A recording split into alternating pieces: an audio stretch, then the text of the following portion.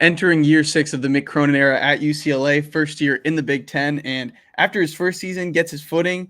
Mick Cronin was red hot. They make the Final Four as an 11 seed, make the Sweet 16 as a 4 seed. That team, a lot of people thought could have made the Final Four. And then, in 2023, if there weren't injuries, that team was looking ultra dangerous as a potential title contender. But last year, with a young team, with a lot of guys coming over from Europe, it was just, you looked pretty solid in Maui, giving Marquette and Gonzaga games, but then things just were not good, highlighted by that 45-point loss to Utah. But then, win 8 of 9, you start to see some of the good things, and then lost some games again. But anyways, UCLA is looking much more potent this year as they make the move to the Big Ten. Christian, here with Ben Bolch, who covers UCLA for the LA Times. Ben, thank you so much for being here. I think this is a very strong roster. I think it looks a lot more like a team Mick wants. So tell me generally your outlook on this team. Yeah, I don't know if you ever seen the movie The Player, a 1992 movie with Tim Robbins, but there was a line from that. One of the casting directors said he was putting together the cast he wanted for the movie, and his line was, "No stars, just talent." And I think that kind of captures the essence of this team. I mean, there's no first team preseason all Big Ten player on this team. There's nobody that everybody's looking to and saying, wow, that guy's going to be a superstar. But the flip side is they've got so much talent. I mean, I'm looking at this roster right now in front of me. I think their second team, second unit on this team would beat last year's team's first unit by 20 points. I mean, I think they're that good. They're that deep, and they've got a bunch of guys who are going to really emerge and make names for themselves this year. And I'm really eager to see how it unfolds. I think it's going to be a fascinating year. I think it could be Mick Cronin's best team at UCLA. I just think there's so much top to bottom depth here. And they're not freshmen like last year, So that's the big trade-off, a lot deeper, a lot more to offer here. And there's some shooting on this year's team. That was one of the big weaknesses last year. They just didn't have any shooting. So it's going to be probably, to my eyes, the most interesting year of the Mick Cronin era. 324th last year in effective field goal percentage offensively. It was not pretty, but like I said, there was that stretch during Pac-12 play where things started to turn around. And we've seen Mick's resume over the years. He's a winner. He gets so much out of players. Players love him. And, defensively, I think you can pencil this team in to be a top 25-ish defense. Offensively, it's how do these pieces together. So let's start with this backcourt of Dylan Andrews and Sebastian Mack. Up and down last season, the three-point percentage numbers, 32% for Andrews, 28% for Mack. I think they're better shooters than that. Tell me, how you see those guys taking a step now into the Big Ten. It's interesting you mentioned Sebastian Mack. I mean, you could make a case that he could fall, potentially to third string on this team. I mean, I think the starting backcourt on the opening day is either going to be Dylan Andrews and Dominic Harris or Dylan Andrews and Sky Clark. So I think, nothing against Sebastian Mack, but I just think they've got better options now. And I think he's going to take a huge step back in this lineup. But the interesting thing is guys like Sebastian Mack and Lazar Stefanovic, who probably lost their starting roles, have decided to stick around and be a part of this anyway, which I think speaks to the willingness to be team players and, fight for a bigger cause than playing time and stats. And I think that's one of the things that's going to carry this team is it seems like there's a lot of early selflessness. Mick Cronin was telling a story about when he got Kobe Johnson to commit as a transfer from SC, the first person to reach out was Lazar Stefanovic, whose spot's going to be taken by Kobe Johnson, the starting lineup. And he said, that's a great get, coach. And apparently Lazar reached out to Kobe as well. So, there's just so many lineups, so many different ways to go about it. I mean, I'll just give you what I think will be the starting lineup on opening day. It's definitely going to be Dylan Andrews at the point. The big question is going to be who's going to be playing the second guard in the backcourt. I'm going to go with Dominic Harris just because I think they want that shooting. He was third in the nation last year, shooting 44.8% on threes. I think that's too big of a weapon to pass up, but I do think that Sky Clark's going to push him, and I would not be surprised, if he kind of overtakes Dominic, but I think they're going to basically play about the same amount of time regardless of who starts. So I would look at Dylan Andrews, Dominic Harris. I think Kobe Johnson is you can put him in as a Sharpie as the starting small forward.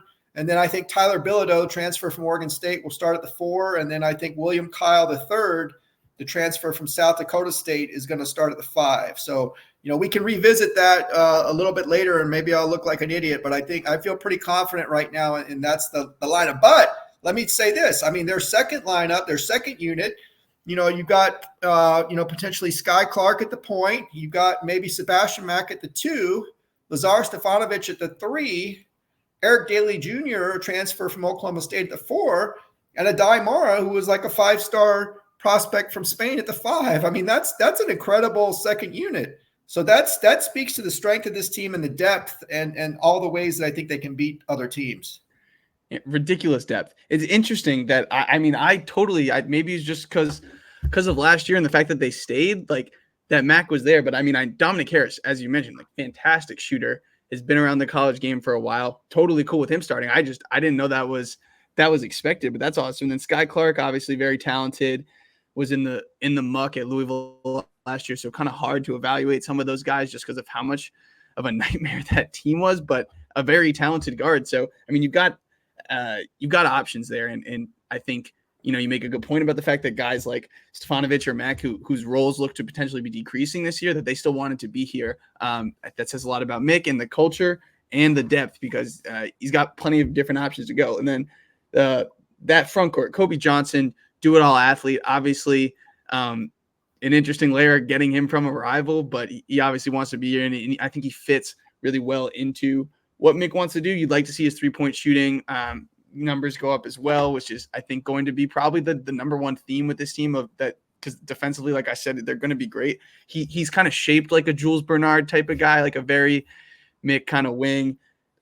William Kyle, I think, is just the most perfect fit for this team. Just a fantastic defender. I've read so many good things about him, and just an eye-popping athlete.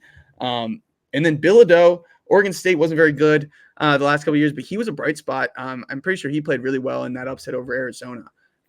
But yeah, I think that's a really fun backcourt, and two guys at 6'9" who can really move and defend and be versatile for Mick is awesome. I want to talk about Adai Mara, because, as you mentioned, super highly touted coming in, and I was just like why? When I saw him get a couple post touches early on the season, I'm like, this dude is being mocked in the first round. Like, he can barely stand upright. Like, do you think it was just a rush to get him, to campus and to just get accustomed to everything? Has it just been putting on weight, getting his confidence back? What has kind of been the process to get him ready? I think not a lot is expected. He doesn't need to be anything crazy for this team, but to have a 7'3" guy with some offensive skill on the block would be a great aspect. So what does his progression look like? Yeah, it's interesting. Everybody kind of got excited about the size and the rating with Adai Mara, and then when he didn't produce, everybody thought he was this huge flop. But as Mick Cronin kept saying, he expected this to be a multi-year process with him. Adai and his family did as well. So, it was basically outside expectations that were kind of not met. They kind of figured this would probably be the progression. Now, I think they did expect a better season from him. But to your point, his conditioning and his strength was not up to par for what he needed to do at the college level. So he's basically spent all the offseason in the weight room. They've got a new strength and conditioning coach, Dave Andrews, who interestingly enough was with Mick Cronin in Cincinnati. So they've already got a really good bond. And one of Mick's good lines of the offseason was he told Adai Mara, he said, when he introduced him to Dave Andrews, he said, I think you think your mom and your dad are the most important people in your life. It's actually this guy right here, because he's going to get you to where you need to be for your development. And apparently he's put on a lot of good weight. I was talking to assistant Rod Palmer, and he said, the way to look at it is take his headshot from his freshman year to now and look at the difference in the neck. He said, that's how you can tell this guy is bulked up and looks different. Now, I haven't seen him on a court. I'm really looking forward to seeing that, but he needs that weight and that strength to hold his own around the basket, because, as you alluded to, that was not a strength of his last season. From 2021 to 2023, those three really good teams Mick's had at UCLA, top 25 in taking care of the basketball and offensive turnover percentage. Last year, that number dropped to 143rd in the country.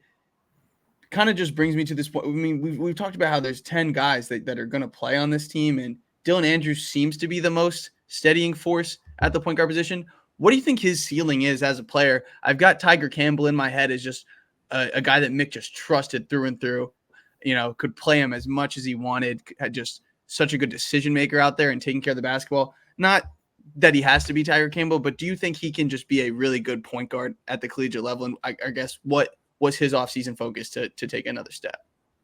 Yeah, I mean, if you look at his play over the last month of last year, I mean, if you took that and put it over a full season, I think he was a first-team Pac-12 player. I think he was that good at the end of the year. And I think that he's taking that forward this year. I talked to him at Big Ten Media Day, and he said he wants to be a 40, 50, 90 guy this year, 40% from three, 50% from the field, and 90% from the free throw line. So he really worked a lot on his three-point shot in the offseason. I think he's going to be a fantastic player. I think there's no reason he can't pick up right where he left off last year, maybe even be even better because he's surrounded by so much talent now.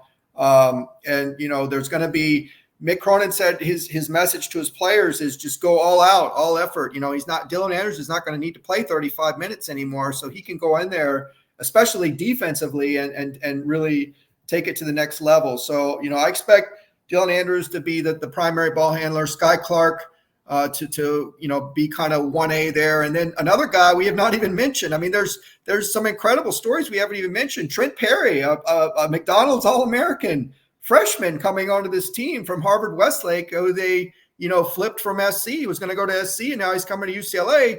And he's one of the guys who's really stood out in preseason practice. So he's going to be in the mix to get some significant playing time as well. And that just speaks to the depth. And there's another guy, Brandon Williams. He started most of the games last year. He's probably third string now. In fact, Mick Cronin said he might even redshirt. So that just speaks to the crazy depth on this team. They've got so many options. Obviously, if there's injuries or somebody doesn't perform up to expectations, some of this will get kind of muddled. But there's just, looking at this roster, I'm just like, man, there's not enough playing time, not enough minutes to go around. Well, the good part about that is other than Harris and Kobe Johnson, I'm pretty sure everyone can come back the next year. So yes, there's a lot of room for developing for a lot of these guys. But my next question was about Trent Perry. I know I wasn't trying to disregard him. It was more a testament to how many other guys were to talk about. But 6'4" guard, can you tell me a bit more about his game? And defensively, offensively, what are his strengths?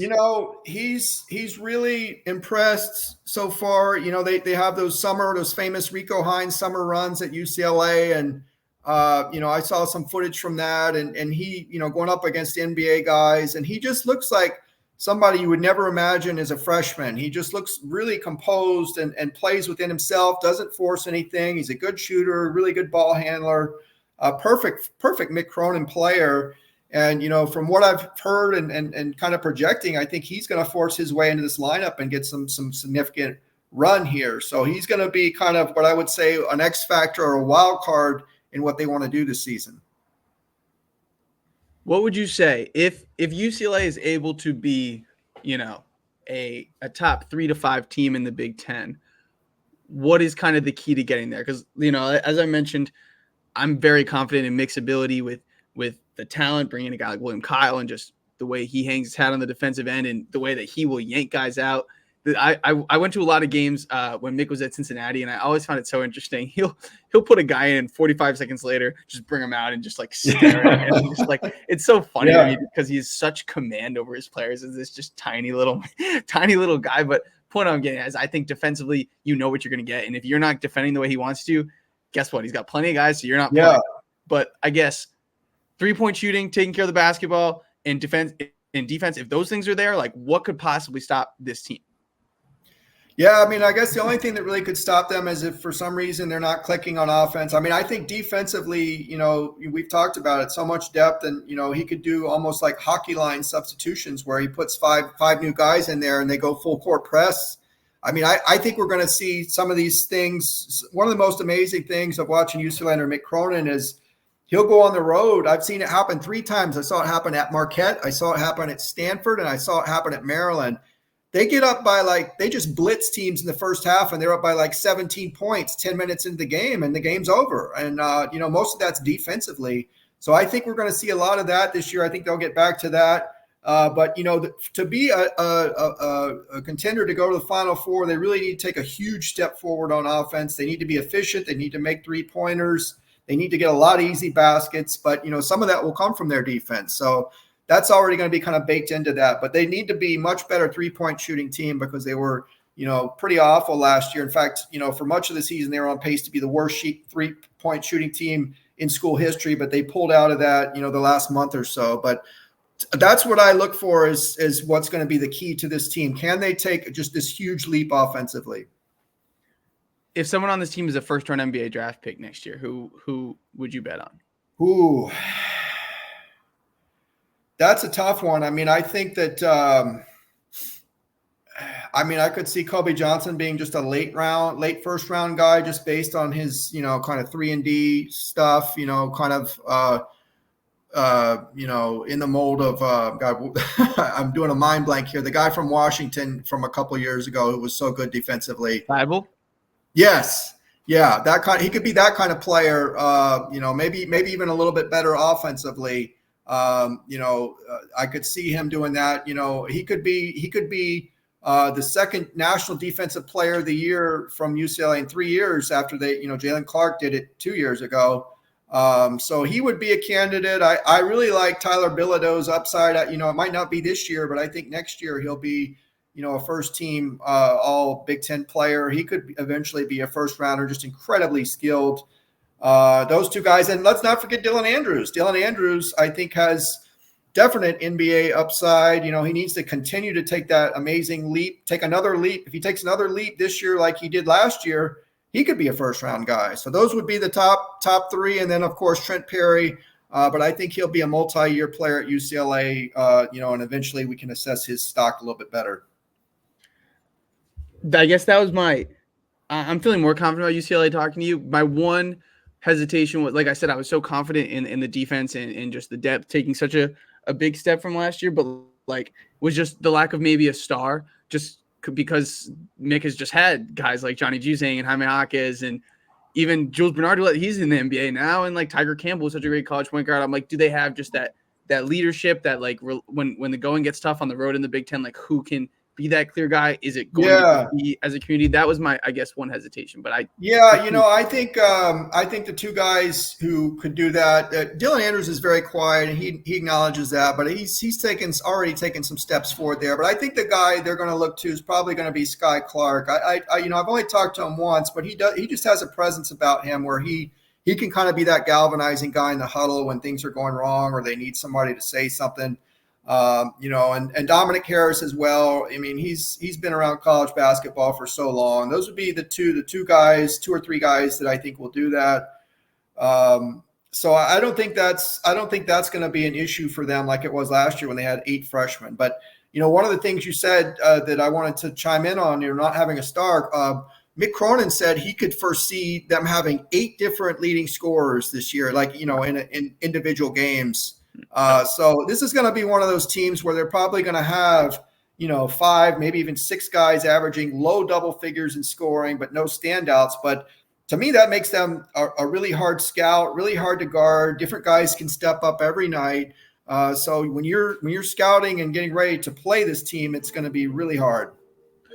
Any final nuggets, notes, anything about the move to the Big Ten and the travel that comes along with that, or just the novelty to playing in so many new road environments? I think they did a pretty good job of doing this schedule, putting teams like, I don't have the schedule right in front of me, but, for instance, I think they're doing Purdue and Northwestern together, Rutgers and Maryland, that kind of thing. I think that they're doing it in a way that's not going to be as onerous as a lot of people thought. It's 2 games on the road at a time. The only big difference between 2 big differences between this schedule and the Pac-12 schedule are you could reliably expect Pac-12 games to be Thursday, Saturday. Here, they're all over the map pretty much every day of the week except Wednesday, I think. And then there's also seems to be an extra day or 2 between the games. So they're going to be on the road a little bit longer, away from campus. We'll see if that takes a toll toward the end of the season, but I don't think it's going to be a huge deal for this team. But that's kind of my closing thought. And I will say, as a Northwestern alum, looking forward to getting back to Welsh Ryan Arena for the first time since I graduated there. In fact, our biggest basketball moment when I went there was upsetting the Fab Five on the final day of the regular season to get into the NIT in 1994. That was where Northwestern basketball was back then. I know that they've gotten to the NCAA tournament a few times and have taken a huge leap since then. But shout out to the old Ricky Birdsong days of getting into the NIT and being very excited about that. Awesome. Well, Ben, thank you so much for joining. I think it's going to be a fun team and a fun transition to the Big Ten. And as I said, I have the utmost faith in Mick after a year where a lot of things went wrong, that he's got the talent to, coach the way he wants to coach and to get this UCLA team playing at a high level. Right there with you.